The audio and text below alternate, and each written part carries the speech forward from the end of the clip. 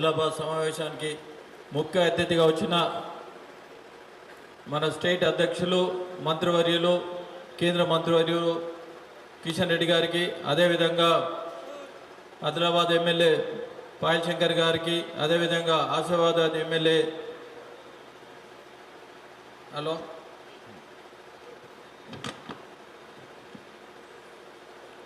పాయల్ శంకర్ గారికి మరియు హరీష్ బాబు గారికి, అదేవిధంగా బ్రహ్మానందం గారికి మరియు రామచంద్రారెడ్డి గారికి,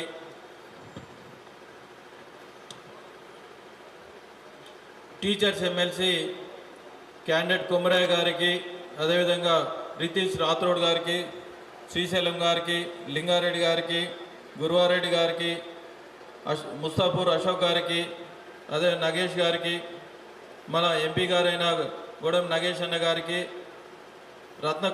రత్నాకర్ రెడ్డి గారికి, అదే గంగారెడ్డి గారికి, మరియు ఏ గారికి, చందు గారికి, రాజు గారికి, సుహాసిన్ రెడ్డి గారికి, బోయర్ గారికి, బాబురావు పటేల్ గారికి అందరికీ, మరియు మండల్ ప్రెసిడెంటు, ఆ తర్వాత పై స్థాయి నాయకులందరికీ పేరు పేరున నమస్కారాలు తెలియజేస్తూ, ఈ సమావేశానికి వచ్చిన ఎవరైతే ప్రభారీలు ఉన్నారో వాళ్ళందరూ ఒకటి నినాదం చేయాలి. మా ప్రభారీలో ఏదైతే 25 ఓట్లు ఉన్నాయో మేము బూతును గెలుస్తాం, మేము బూత్ గెలుచుకుంటాం అంటోళ్ళు చేతులు లేపండి. మా దాంట్లో 20 ఓట్లు వస్తున్నారు. మీరు 27వ తారీఖు వరకు కంకణం కట్టుకొని ఎట్టి పరిస్థితుల్లో కాంగ్రెస్ పార్టీ ఏవైతే మోసాలు చేసిరో ఈ మోసాల్లో ఎవరిని వదలలేరు. ఆడపడుచులు వదలలేరు, యువకులను వదలలేరు, అడ్వకేట్లు వదలలేరు, లాయర్లు వదలలేరు, రైతులను వదలలేరు. వీళ్ళు ఇచ్చిన వాగ్దానాలు ఏవైతే ఉన్నాయో ఆ వాగ్దానాలు ఏది నెరవేర్చలేరు. కనీసం మండల్లో ఏవైతే ఎంబీఓ పోస్టులు ఉన్నాయో 11 పోస్టులు 606 గ్రామాల్లో మండలాల్లో కేవలం 11 ఎంబీఓలు రెగ్యులర్ పోస్టులు ఉన్నాయి. మిగతా పోస్టులు ఇంతవరకు ఫిలప్ చేయలేని దారుణంగా ఈ పార్టీ ఉంది. అదేవిధంగా యువకుల విషయంలో తీసుకుంటే వాళ్ళు ఇచ్చిన గ్యారంటీలు ఏవైతే ఉన్నాయో 4,000 రాహుల్ గాంధీ గారితో చెప్పి యువకులకు మోసం చేసిన పార్టీ కాంగ్రెస్ పార్టీ.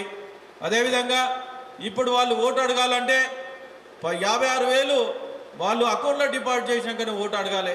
ఈ విధంగా చూస్తే ఆడపడుచులకు 2,500 మహాలక్ష్మి పథకానికి ఇస్తున్నారు. 35,000 అమౌంట్ అకౌంట్లో వేసిన తర్వాత ఓటు అడగాలని డిమాండ్ చేస్తూ ఉన్నాం. అదేవిధంగా గవర్నమెంట్ ఎంప్లాయీస్ల విషయంలో తీసుకుంటే డిఏలు పెండింగ్ ఉన్నాయి 5, అదేవిధంగా పిఆర్సీలు పెండింగ్ ఉన్నాయి. రిటైర్మెంట్ బెనిఫిట్ అమౌంట్ కూడా ఇస్తలేదు. మొన్న కోర్టుకు పోయి కూడా వాళ్ళు డబ్బులు తీసుకురావడం అనేది జరిగింది. అదేవిధంగా డిగ్రీ గెస్ట్ లెక్చరర్స్ ఎవరైతే ఉన్నారో వాళ్ళకి పర్మనెంట్ చేస్తాను హైకోర్టు ఆర్డర్ ఇచ్చినా కానీ ఎవరైతే ఫ్యాకల్టీ ఉన్నదో కనీసం ఎంటీఎస్ కూడా వాళ్ళు ఇవ్వకపోవడం, మినిమం టైం స్కేల్ కూడా వాళ్ళు ఇవ్వకపోవడం ఎంత దారుణం అంటే దీన్ని బట్టి ఆలోచించుకోవాలి. ప్రతి ఒక్కరిని భయభ్రాంతులు చేస్తూ ఉన్నారు వీళ్ళు. దాన్ని బట్టి ఏదైతే ఉన్నదో ఏది సక్రమంగా నిర్వహించకపోవడం, వాళ్లకు ఏదైతే మినిమం టైం స్కేల్ ఉందో దానికి టీఏ, డిఏ, హెచ్ఆర్ఏ ఏముండదు. యాన్యువల్ గ్రేడ్ ఇన్కమ్ కింద వాళ్ళ పర్మనెంట్ చేస్తే కనీసం పర్మనెంట్ చేయకున్నా కానీ ఈ సిస్టంలో వేసుకుంటే వాళ్ళ జాబ్ గ్యారంటీ కింద ఉంటుంది. 15 సంవత్సరాల నుంచి వాళ్ళు చదువు చెప్తా ఉన్నారు. అదేవిధంగా నేషనల్ హెల్త్ మిషన్ ఎంప్లాయీస్ ఎవరో ఉన్నారో మినిమం స్కేల్ ఇంతవరకు ఇవ్వకపోవడం. వాళ్ళు ఎన్నో సంవత్సరాల నుంచి మొన్న కోవిడ్లో కూడా ఎంతోమంది వాళ్ళు ప్రాణాలు అడ్డుపెట్టి కూడా వాళ్ళు పనిచేయడం జరిగింది. అదేవిధంగా 5 టైం జీవో గత ప్రభుత్వం ఏదైతే తీసుకొచ్చిందో కనీసం మిగతా వాళ్ళని ఎంప్లాయీస్ అవుతా ఆ 5 టైం జీవోల వాళ్ళందరినీ ఇంప్లీట్ చేయాలని తెలియజేస్తా ఉన్నాను. గతంలో ఉమ్మడి ఏపీ ఉన్నప్పుడు ఒక స్పెషల్ జీవో తీసుకోవడం జరిగింది. ఆ స్పెషల్ జీవో ఏంటంటే నేషనల్ హెల్త్ మిషన్ ఎవరైతే ఎంప్లాయీస్ ఉన్నారో వాళ్ళందరికీ వాళ్ళు పర్మనెంట్ చేయొచ్చు అనే అధికారం ఉంది. కేవలం 500 మంది వాళ్ళు పనిచేస్తూ ఉన్నారు. 1 crore వాళ్ళు శాలరీ ఇస్తున్నారు. దానికి 10 లక్షలు ఎక్కువైతే వాళ్ళందరినీ అలా పర్మనెంట్ చేస్తే, ఎందుకంటే ఇది బ్యాక్వర్డ్ ఏరియా కింద ఉన్నది, అందుకోసం దాన్ని చేయాలని డిమాండ్ చేస్తూ ఉన్నాం. అదేవిధంగా మేధావులందరూ కోరుకునేది ఏంటంటే భారతీయ జనతా పార్టీ. ఎందుకు భారతీయ జనతా పార్టీ మొన్న పెట్టిన బడ్జెట్లో 12 లక్షలు ఇన్కమ్ ట్యాక్స్ వేవర్ పెట్టిన తర్వాత ప్రతి ఒక్కరికి ఎంప్లాయీస్, రిటైర్డ్ ఎంప్లాయీస్, తర్వాత బిజినెస్ పీపుల్, తర్వాత ఏంటంటే స్మాల్ స్కేల్ ఇండస్ట్రీ వాళ్ళు ఇన్కమ్ ట్యాక్స్ ఎవరైతే కర్తలు ఉన్నారో ఎంప్లాయీస్ కాకుండా నాన్ ఎంప్లాయీస్ ప్రతి ఒక్కరికి 1,00,000 నుంచి 1,50,000 రూపాయలు బెనిఫిట్ అయింది. మొన్న ఇదే చూసి ఢిల్లీలో వీళ్ళు ఇచ్చిన గ్యారంటీలు ఏవైతే ఉన్నాయో 5 గ్యారంటీలు కర్ణాటకలు ఇచ్చారు, మోసం చేశారు. 6 గ్యారంటీలు తెలంగాణలో ఇచ్చారు, మోసం చేశారు. 7 గ్యారంటీలు ఢిల్లీలో ఇచ్చారు. మనమందరం పోయి చెప్పి వీళ్ళు మోసాలు చేస్తూ ఉన్నారు, అందుకోసానికి వీళ్ళు ఓటు ఏంటంటే ఖాతా జరగకుండా ఢిల్లీలో కైవసం చేసుకున్న ఓన్లీ భారతీయ జనతా పార్టీ. ఇదే నిదర్శనం. రాబోయే రోజుల్లో అవినీతి లేకుండా ఉండే పార్టీ ఏంటంటే భారతీయ జనతా పార్టీ. మోదీ గారిని చూసి అందరూ ప్రతి ఒక్కరు మేధావులు ఏదైతే ఉన్నదో కాంగ్రెస్ బుద్ధి చెప్పాలంటే భారతీయ జనతా పార్టీకి ఓటేసి బుద్ధి చెప్పాలని ప్రతి ఒక్కరు కంకణం కట్టుకున్నారు. ఇదే నిదర్శనం. రాబోయే రోజుల్లో ఎట్టి పరిస్థితుల్లో మనం ఇది గెలుచుకుంటే వాళ్ళకి ఏంటంటే 42 కాన్స్టిట్యున్సీలో మనం గెలుచుకున్నట్టు ఉంటుంది. రాబోయే లోకల్ బాడీ ఎలక్షన్లో కూడా మనకు సువాసనంగా ఉంటుంది. అందుకోసానికే మీరు 4 రోజులు కష్టపడితే 6 సంవత్సరాలు సర్వీస్ చేయడానికి మనం ముందుంటాం. ఇంకొకటి ఏంటంటే ఆయన మండల్కి ఒక ఇంటర్నేషనల్ స్కూల్ పెడతా అని చెప్పిండు. ఏదైనా మండల ఇంటర్నేషనల్ స్కూల్ పెట్టినా మాకు ఈయన గవర్నమెంట్ వచ్చినాక ఎక్కడ పెట్టలేడు కదా.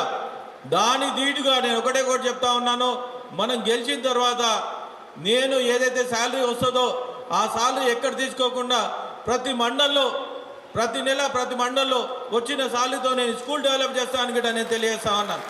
వచ్చే 3 లక్షలు ఏదైతే ఉందో ప్రతి మండల్లో నేను పెట్టి నేను తెలియజేస్తాను. 6 సంవత్సరాలు ఏ స్కూల్లో అయినా పర్వాలేదు, మీరు ఏది చెప్పినా పర్వాలేదు, ఎమ్మెల్యే గారు ఉన్నారు, అందరు ఉన్నారు, ఏది చెప్పినా పర్వాలేదు ఆ స్కూల్ డెవలప్ చేసి వాళ్ళకు చూపిస్తామని ఇక్కడ తెలియజేస్తూ ఈ అవకాశం మీద పెద్దలందరికీ ధన్యవాదాలు తెలియజేస్తూ ముగించుకుంటాను.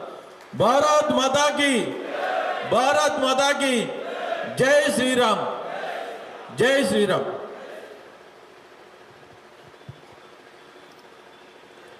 సిర్పూర్ కాగజ్నగర్ శాసనసభ్యులు మిత్రులు పాల్వాయి హరీష్ బాబు గారిని మాట్లాడవలసిన కోరుతున్నాను.